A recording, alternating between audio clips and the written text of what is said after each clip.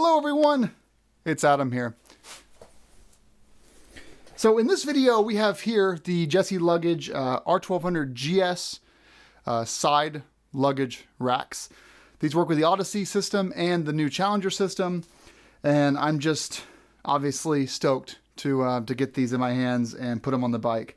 You know, the Jesse Luggage, you know, no longer owned by Al Jesse, is really doing great things, and I say that sincerely because this is my second set of racks that I purchased from them, and it seems to me the quality keeps going up. The actual thickness of the tubes are unchanged because they can't really make them larger because the size of the inner diameter of the dowel rings is mostly unchanged over the years.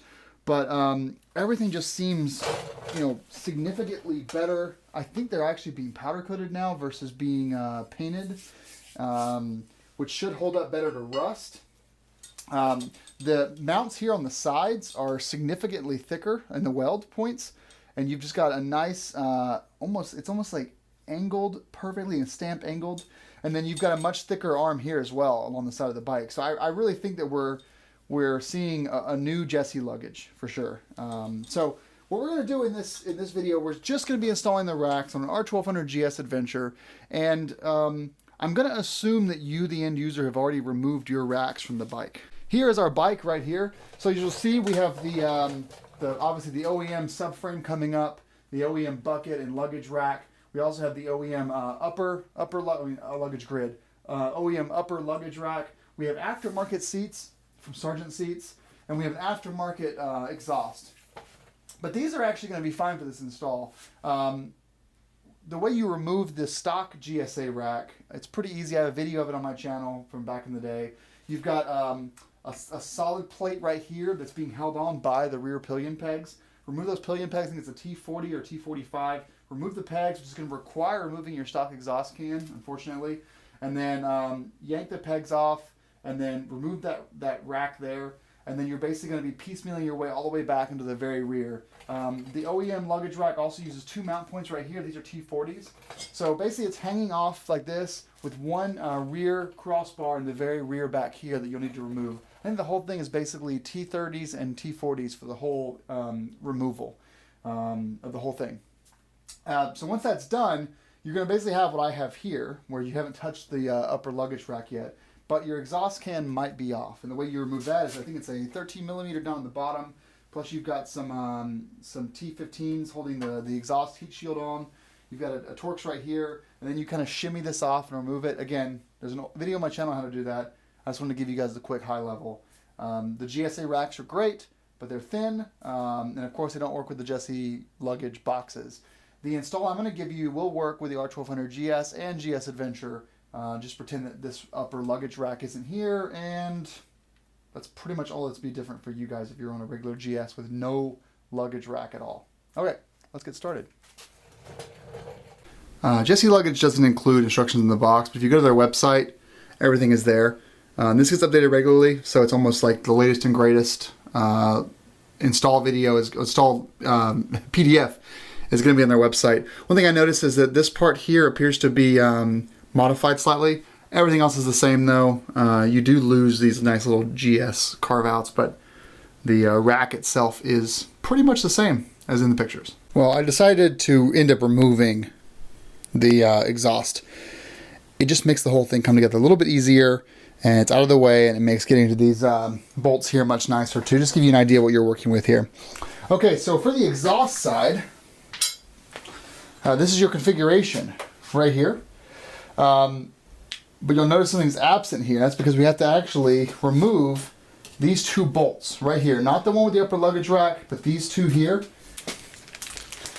which luckily we already have on our Wera set.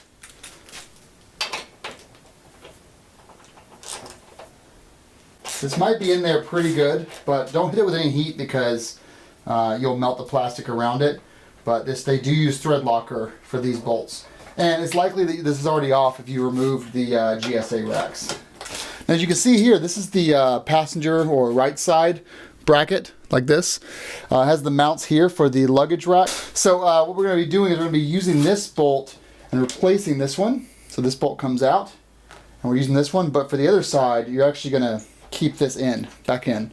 What you're doing on the lower side here is you're actually using this piece right here, which looks like it'd be 5 or 7 Allen wrench. It's going to go right here, which might get in the way of our mudsling. If it does, we'll make some changes to make this work. I always recommend finding the right size Allen first. The instructions do come with Loctite, so we're going to be using our Loctite 242 today. And applying this to the bolt.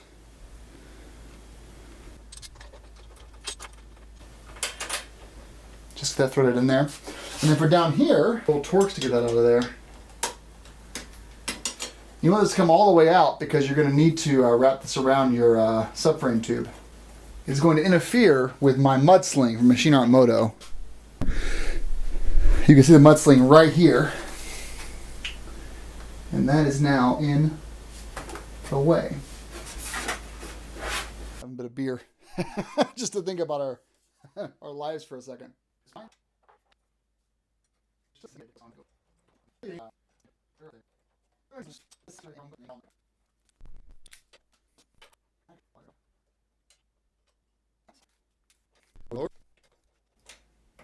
I don't want to over tighten these because I actually feel like that T27 is going to screw up those threads if I go too tight.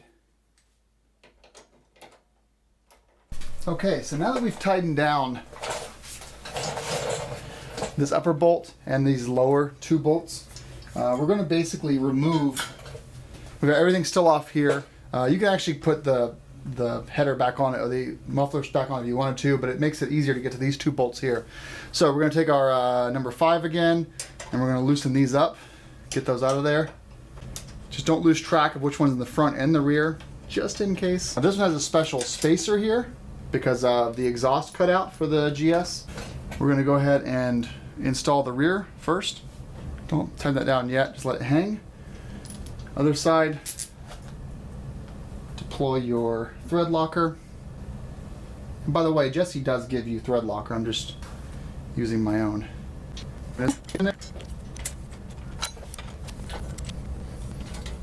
Now again, those are not tight yet. We just got them started. We're going to make sure that this is first the right side. Grab our tool, get that ready to go, and then thread this in. Now again, everything right now is pretty much just loose. We're going to now put this up and go and get these pegs installed. They say for the adventure you may have to use spacers. I'm going to try it without them first.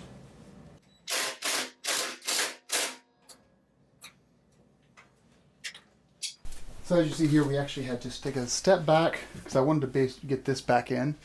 So now we can proceed with basically, here's our spacer. Don't scratch the carbon fiber.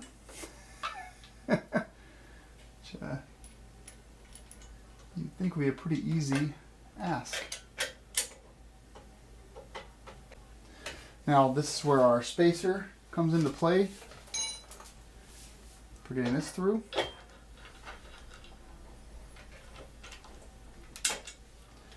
They said you made a spacer here, and I don't disagree with them. But I've managed to get this working this time. Check that out.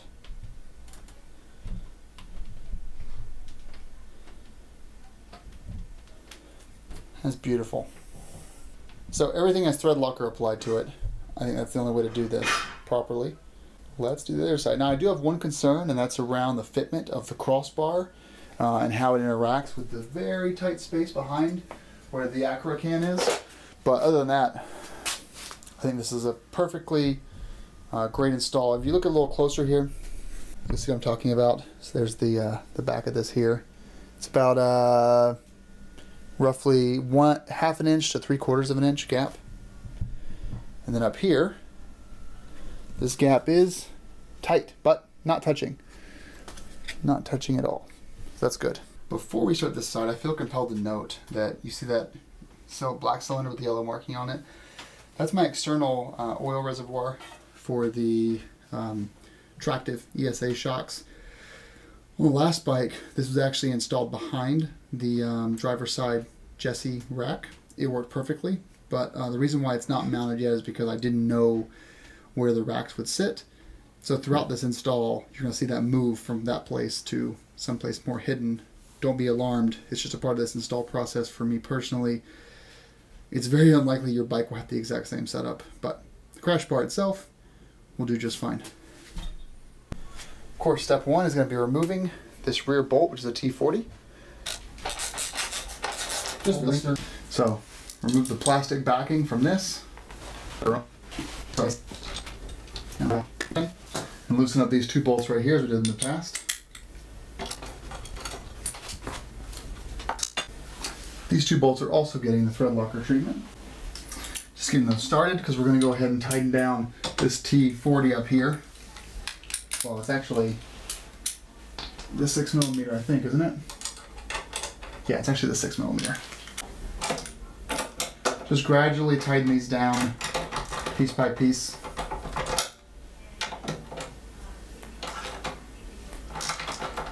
And you really don't need to over tighten them. I mean, it's basically, they're a part of the bike now. Other peg side piece, it's going to go right here. Let's go ahead and remove this out of there. You do want to make a note of how this spacer is oriented in here, so the groove is closer to the peg. So as you can see now, we have this bit right here. For now, from what I can tell, no spacer needed, but use spacers as needed, basically is what the instructions say. That reservoir is now hidden beneath. For people that are asking, this is a final drive breather hose from Touratech. Wish it was black, but it's not. Basically, it just raises up. There's a breather back here behind the final drive guard. If you do a lot of water crossings, as I do, it gets submerged, and then it pulls water back into the final drive, causing rust. It's a $2,400 part, so this little breather hose relocates the breather. It's up here, so it still needs to bleed off atmospheric pressure, but it's now relocated. So, in case I knew that question would come up in this video at some point. All right, so now we have everything here is tightened down with Loctite. This is here. We've got to remove these two pieces here to get our rack installed. Going back to our number 5 Allen. Like I said before, keep track of these, the orientation of these bolts. All right, so we have our rack.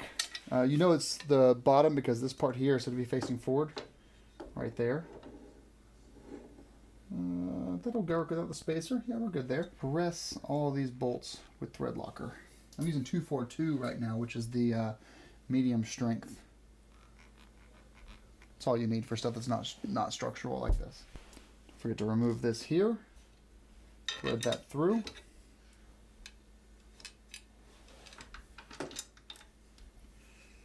Got it. All right.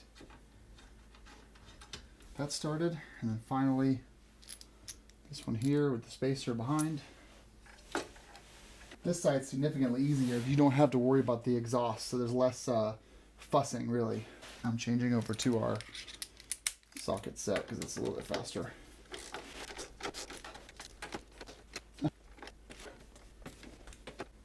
All right, for that. Last part is this crossbar. Let's go ahead and go around there and get started on that. All right, we're starting on the passenger side where the exhaust is. You know which side the crossbar should be on because the right side is a little bit longer than the other side. So you see here how this bend's sharp and this is a longer bend. So that's going to go on this side here, spacer, and then behind on the other side is going to be your washer and your locking nut. So you actually won't need thread locker for this. So from here, putting on our washer. We're putting on our bar. And given the gaps, I would actually say it's probably easier, given the lack of gap, it's probably easier to do this from the other side first. That started. Let's do the other side now. Now, what does the crossbar do? Well, there's a reason why BMW puts one on their bikes as well, and the reasoning is because this is going to be putting a lot of pressure on the bike to not have these. So when you have luggage, let's get this going first before I start talking. When you have luggage on the bike, it just allows the load to basically be split between both sides evenly.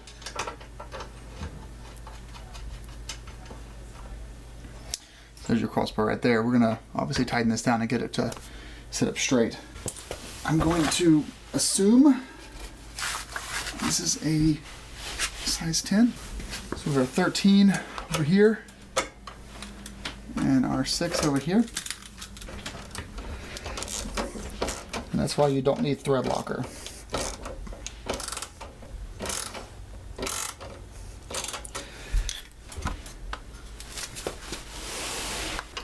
I'm gonna have to do it this way. Tight squeeze in there.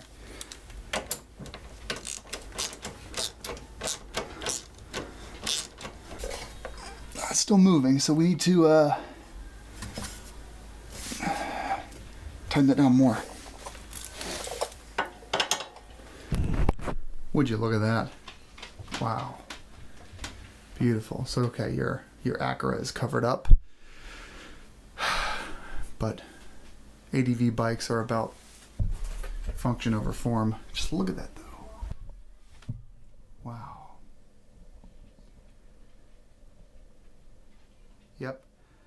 Great integration. So I actually I have crashed my last bike pretty hard with a Jesse rack installed. Once with boxes on it, and it was great. Nothing was bent at all. The boxes were banged up, but they were fine. They still kept water out. They still were functional. No issues at all. And then I crashed again with just the racks. My luggage was completely off, and I slid sideways into a guardrail and hit this. It was such a bad hit that it actually really banged up the entire exhaust. It bent my frame down here where the peg connects. This whole part here was all bent in, and it really scratched up my crash bars. Obviously broke a LED headlight or LED auxiliary light, and it did bend the Jesse racks, and they bent right at this weld right there, and they bent at that weld right there just a little bit. I was actually able to go back to camp, push them back down, and I rode home with my luggage reaffixed to the bike. It looked a little funny, but they were totally functional. But no actual cracks or damages, just a slight bend of everything. But again, the bike had frame damage, so that goes to show you just how strong these things were. I slid. These took the guardrail hit at the top there, so just goes to show how hardcore these things are. So, install video done. Thanks for watching. If you have an R1200GS or GS Adventure, this is how you do it. Hope you enjoyed the video. Thanks so much for watching. Ride safe and enjoy your new Jesse luggage. Rock on, guys.